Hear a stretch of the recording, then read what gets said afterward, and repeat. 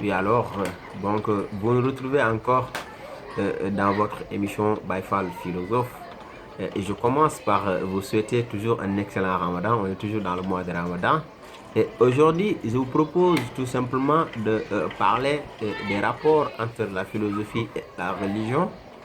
Vous voyez, parce que c'est un thème qui est toujours d'actualité et ça fait aussi partie du programme de la terminale et ça pourrait intéresser mes jeunes frères qui sont candidats au baccalauréat.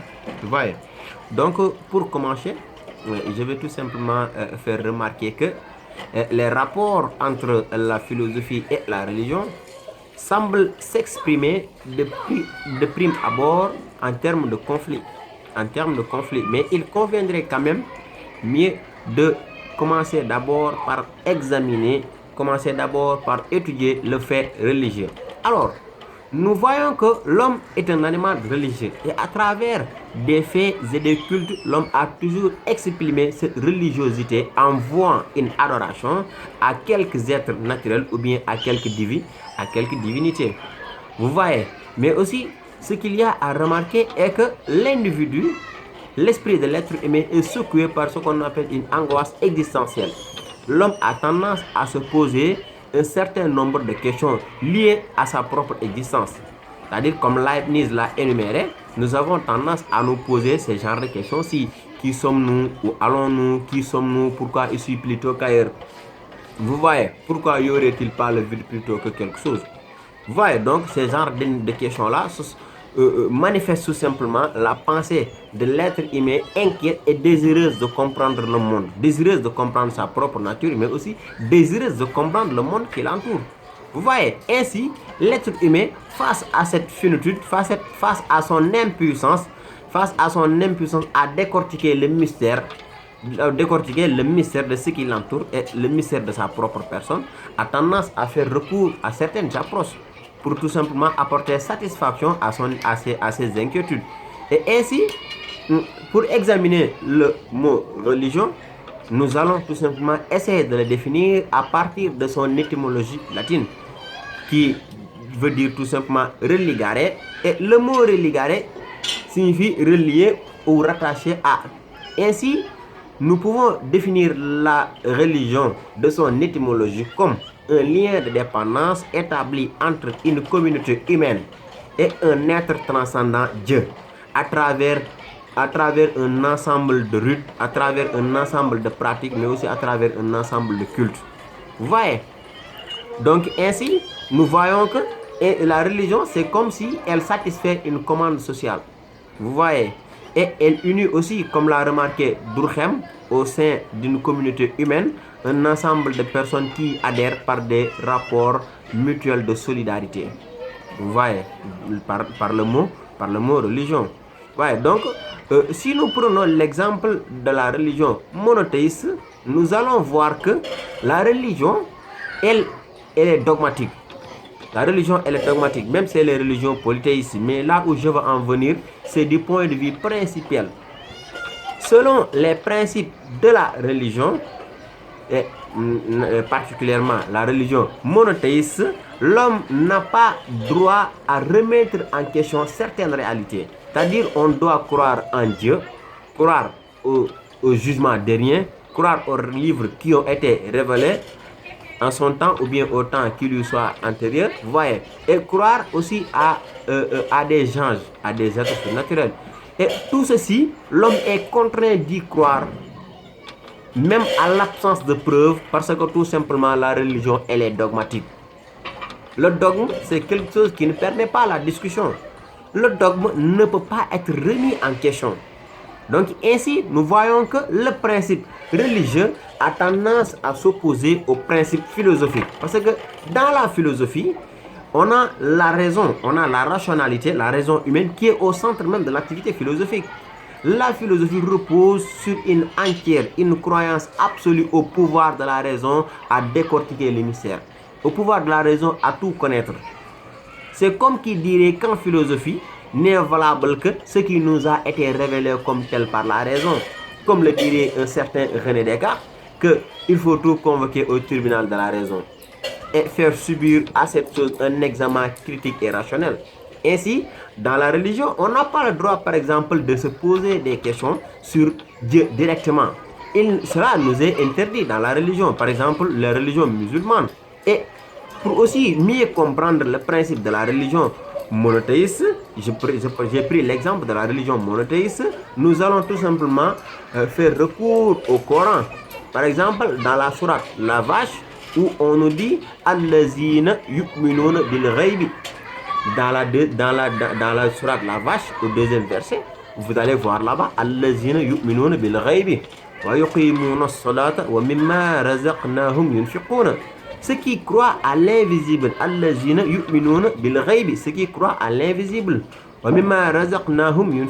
Et ceux qui dépensent dans l'obéissance ce que nous leur avons attribué. C'est-à-dire donc il est impératif de croire à quelque chose dont on n'a pas les preuves. Croire à l'invisible. Et regardons le principe philosophique. Si nous prenons par exemple l'empirisme, qui est une doctrine philosophique selon laquelle les 5 sens sont les uniques sources de la connaissance. Ce que je vois, ce que je ressens, ce que je sens, ce que j'entends. Vous voyez, donc selon les empiristes, les 5 sens sont les uniques sources de la connaissance. Et selon la perspective religieuse, on n'a pas le droit de remettre en question ceci. Et ainsi, qu'est-ce que nous voyons? Nous voyons que donc les rapports entre philosophie et religion, ce conflit semble aussi s'exprimer sous la forme de conflit entre foi et raison. Le domaine de la religion, c'est le domaine de la foi, c'est le domaine aussi des dogmes. C'est le domaine des dogmes. Mais aussi, n'oublions pas, ne perdons pas de vue que philosophie et religion, ils ont le même but. C'est-à-dire, ils cherchent la connaissance, ils cherchent la vérité. Vous voyez? Mais ils ne procèdent pas de la même manière. Dans le domaine de la religion, on se retrouve dans le domaine de la foi. La foi, comme l'avait défini Friedrich Nietzsche, c'est croire et tais-toi. On croit et on sait, on n'a pas le droit de remettre en question. Alors que la philosophie, c'est le domaine de la raison. C'est pourquoi certains opposent ces deux domaines-là. Certains pensent que philosophie et religion, comme Pascal, dans les pensées, nous fera remarquer que Dieu est sensible au cœur et non à la raison. Dieu est sensible à la raison, est sensible au cœur. Pourquoi? Parce que la raison le cœur a des raisons que la raison elle-même ignore. Vous voyez? Donc Dieu est insensible au cœur. Dieu ne peut pas être démontré d'une manière rationnelle. Dieu se sent, mais ne se prouve pas. Et nous allons aussi voir des philosophes tels que Emmanuel Kant. Vous voyez, après cette critique du pouvoir de la raison, dans la raison pure, va tout simplement en finir avec cette conclusion-là en nous disant que j'ai dit abolir le savoir pour donner la place à la raison. Donc tant que la raison est là, j'ai dit abolir le savoir pour donner place à la foi, autant pour moi. Donc la raison constitue un obstacle à l'obéissance même aux principes religieux. On n'a pas le droit de remettre en question l'existence de Dieu.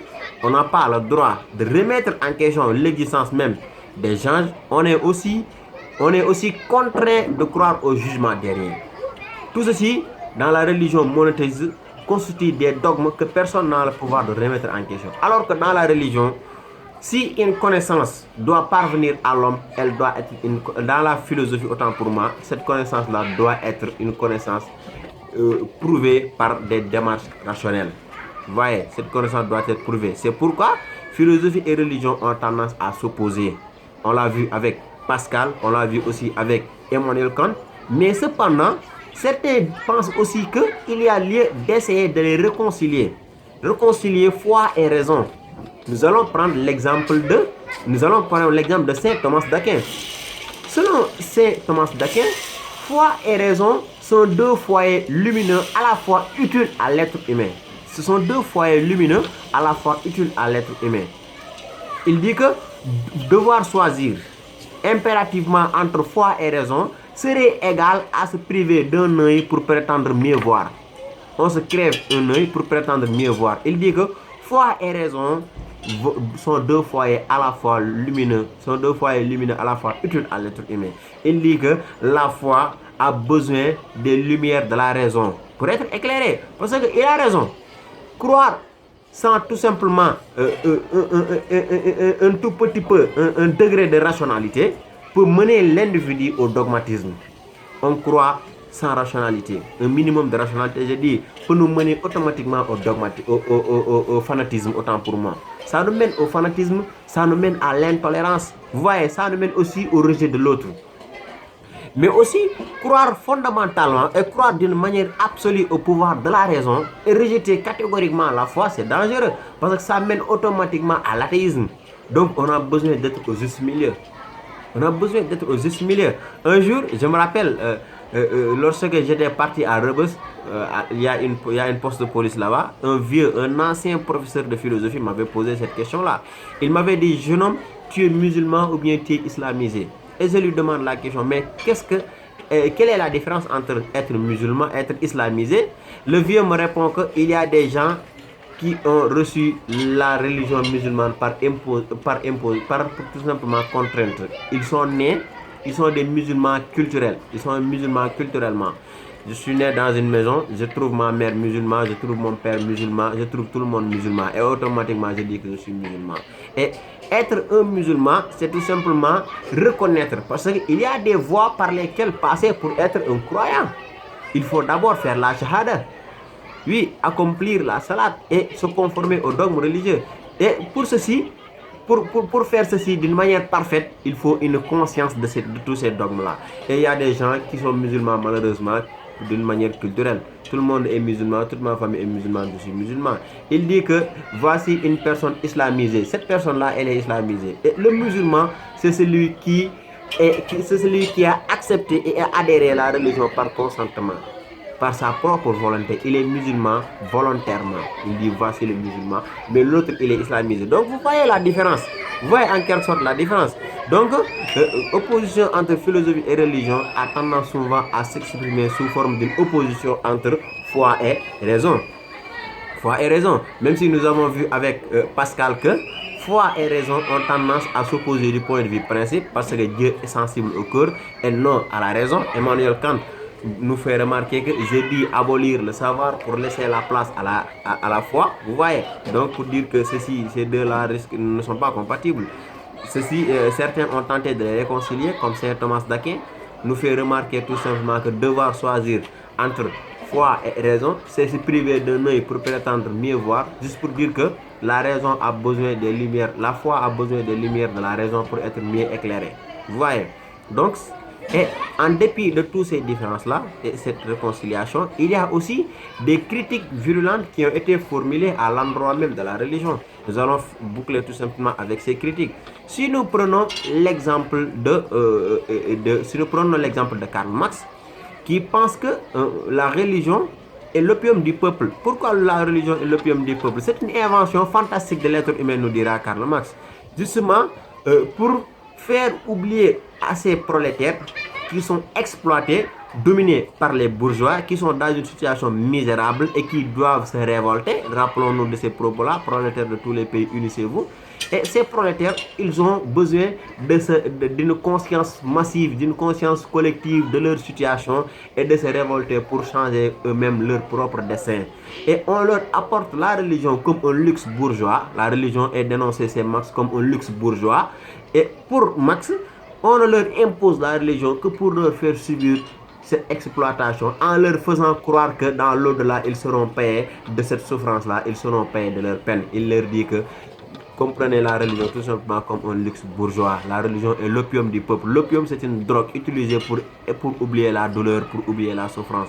Il est dit qu'on vous apporte la religion pour vous faire oublier votre souffrance en vous empêchant de vous révolter pour changer votre propre situation. Voici une critique de la religion formulée par Karl Marx. Une autre critique de la religion sera formulée par Friedrich Nietzsche.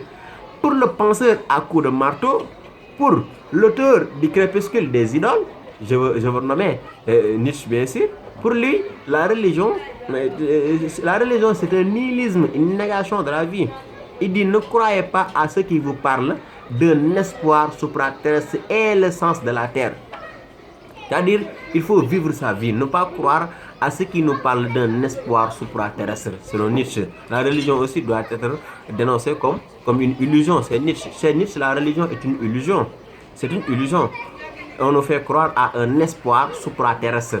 juste pour nous empêcher de profiter de cette vie-là. Voyez, donc je vous donne rendez-vous prochainement. Je vous remercie. C'était encore Baifal Philosophe. J'aurai besoin de vos impressions par commentaire ou bien vous me les envoyez juste s'il y a des choses à améliorer parce que nous sommes toujours dans un rendez-vous du donner et du recevoir. Poster une vidéo, c'est un risque parce que le public qui m'écoute, l'auditoire, il y a des gens qui maîtrisent plus même que moi ce que je suis en train de vouloir formuler et de vouloir peut-être faire parvenir à d'autres qui constituent mon auditoire. Donc je vous remercie. C'était un plaisir pour moi de partager cette vidéo-là avec tout le public qui aura la chance de le voir.